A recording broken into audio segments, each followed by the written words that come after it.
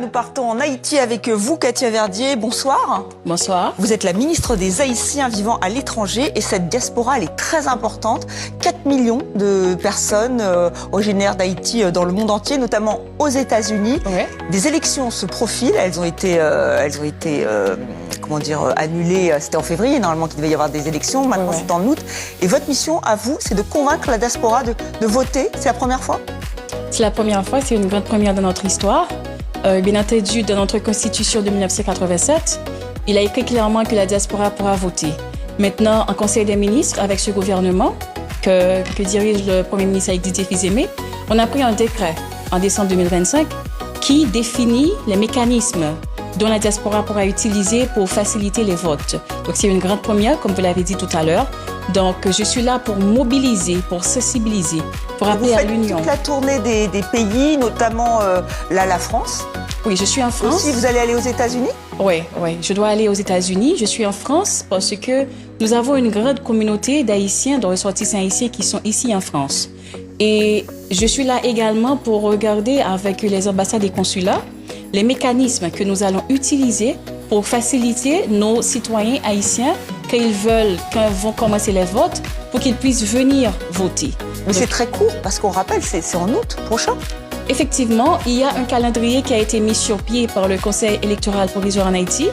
Donc, c'est le Conseil qui détermine. Maintenant, on avait déjà une date de prévue avant, qui a été changée, parce que parmi les 3 piliers que nous avons, que le gouvernement a, les 3 piliers des actions gouvernementales, nous avons la sécurité en tête de liste.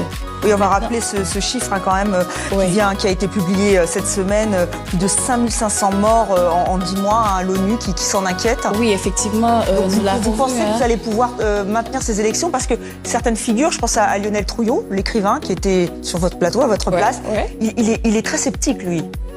Effectivement, je comprends, nous l'avons vu, d'ailleurs les chiffres sont tragiques.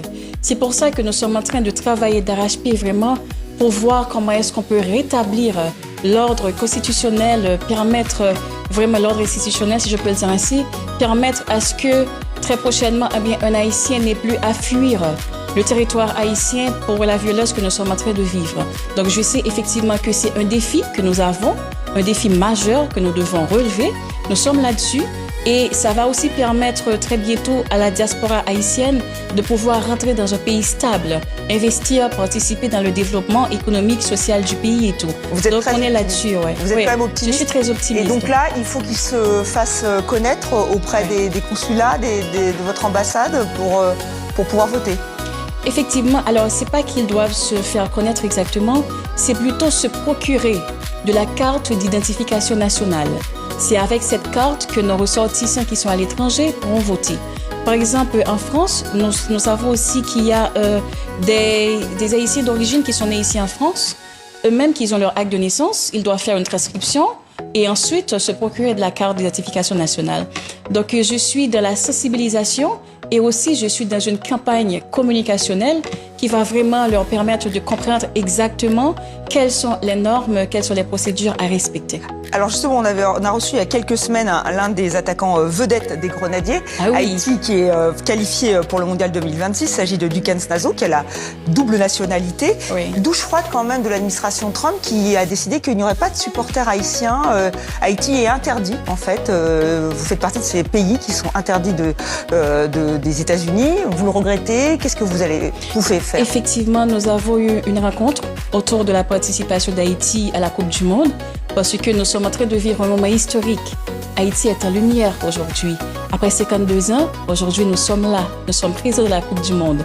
Donc je pense que c'est l'une des choses vraiment que nous sommes en commun accord là-dessus. Nous sommes excités, nous avons beaucoup d'émotions que nous voulons vivre.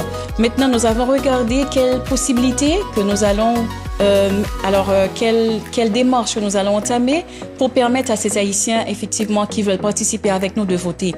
Et ça, par exemple, il y a d'autres ministères qui s'en chargent, parmi lesquels le ministère des Affaires étrangères, qui se penche là-dessus, sur la question, pour voir vraiment qu'est-ce qui peut être fait dans ce cas. Voilà, beaucoup de défis à relever, notamment donc, ces élections. Merci Katia Verdier d'être venue sur le plateau. Ce fut un plaisir. De 64 minutes.